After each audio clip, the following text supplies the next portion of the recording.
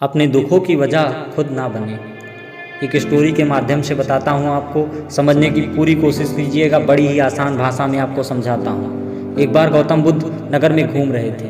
तभी बुद्ध ने सुना कि उस नगर में रहने वाले कुछ लोग बुद्ध को बुरा भला कह रहे हैं और वे गालियाँ भी दे रहे हैं। ऐसा इसलिए हुआ क्योंकि उस नगर में रहने वाले कुछ बुद्ध विरोधियों ने आम नागरिकों के मन में यह बात बिठा दी थी कि गौतम बुद्ध एक ढोंगी व्यक्ति है और वह उनके धर्म को भ्रष्ट कर रहा है।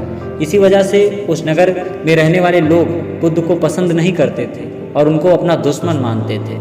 गौतम बुद्ध ने जब नगरवासियों से इन सभी बातों को सुना तो वह एक कोने में शांति के साथ खड़े हो गए और उनकी पूरी बात को आराम से सुनते रहे। इस दौरान बुद्ध ने कोई प्रतिक्रिया नहीं दी।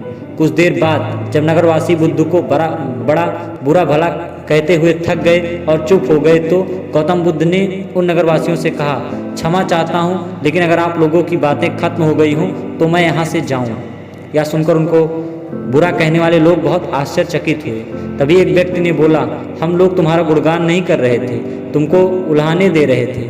क्या तुम पर इन बातों का कोई असर नहीं हो रहा है? उस व्यक्ति की बात को सुनकर बुद्ध ने जवाब दिया, हंसते हुए जवाब दिया।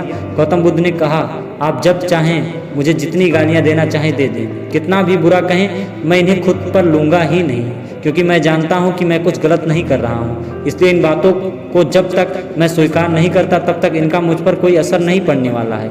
गौतम बुद्ध ने वहाँ एक बात कही, हमें अपने दुखों की वजह खुद नहीं बनना चाहिए। कौन क्या कहता है, इससे हमको क्या मतलब है?